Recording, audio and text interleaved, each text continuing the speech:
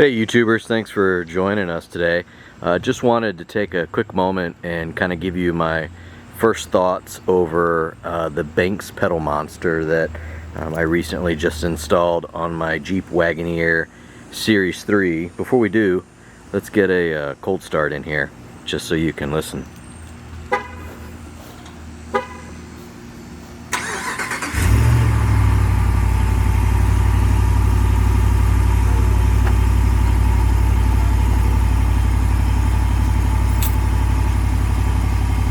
Gotta love those cold starts.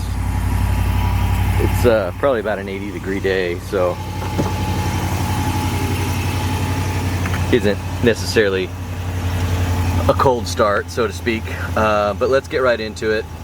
I've went back and forth with Banks a couple times just to get the right part number. We started off with a different model that fits the Jeep Grand Cherokee that does not have the connectors that we need. So the part number we're looking for is 64330. I believe that goes to the Ram 1500 series, since this shares a lot of components and parts with the Ram 1500. Kind of makes sense. But again, this particular PedalMonster that should fit the Wagoneers and the Grand Wagoneers is going to be part number 64330. Real simple install. You see that I've got some of the insulation already removed. There's going to be 2 pins on either side, one right here and one on the edge of the other side. When this goes up, you just basically put that right into the edge here, and it keeps everything buttoned up. But you'll see this is probably about 15-minute install maybe. You'll see this red plug that's right here. That's going to be at the top of the accelerator pedal. That's going to be the connector that you need to unconnect from the factory. The Banks PedalMonster connects into the top of the accelerator pedal, and then there's a piggyback that comes off of that you'll take the OEM connector and connect it into that. From there, I just ran the wire back behind through the firewall and over to the other side where the OBD2 port is. You'll see those little green lights blinking. That's the actual PedalMonster. I just zip tied it onto an existing wire, and then you plug the OBD2 connector in, and then you're good to go. This big plastic panel on the lower part of the door, where you rest your foot, there's a very big void behind here, so I just took all the extra wire, zip tied it up, and I stuck it behind this plastic panel. So again, super clean, super easy install. Takes 2 seconds to really take the insulation down, and then not much time to make the connections that you need to make, and then everything is set and ready to go. So let's get right into it. There's a few different ways that the PedalMonster can connect. You can decide to do everything through your phone, which is what I've done. I just go through the app, and or you, if there is any consideration for DataMonster or something else from Banks, you can also go through there. Really not a lot of parameters that I personally want to keep track of, so I'm just going through the phone, which works perfectly well. You'll notice here PedalMonster green says connected. Reverse safety right now is unavailable for the Wagoneer and the Grand Wagoneer. I've confirmed with Banks that may be something that comes out in a over-the-air update in the future, but they are aware of it, and so hopefully we'll see something come out. Really, the only thing that the reverse safety is once you select the tune that you want to put in, what the reverse safety does is really exactly as it sounds. Once you put the vehicle into reverse, it goes back to stock tune, so that way there's no throttle sensitivity. We currently do not have that. So whatever tune you put on this, it will still maintain that throttle sensitivity when you put the vehicle in reverse. I haven't noticed that it is cumbersome or that it's something that really should be there. You know, some people may feel differently, just all user preference. But I'll quickly just kind of go through the settings here.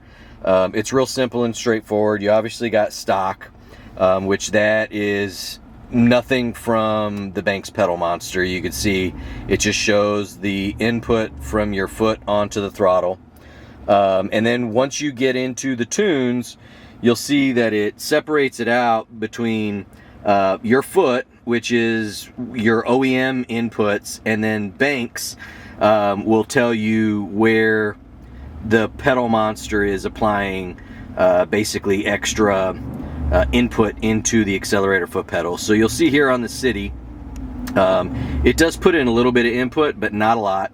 You can also increase or decrease by the up and down arrow. So if you want to decrease sensitivity or increase sensitivity, you can do that. On sport mode, you'll notice that there is a little more input from the Banks PedalMonster.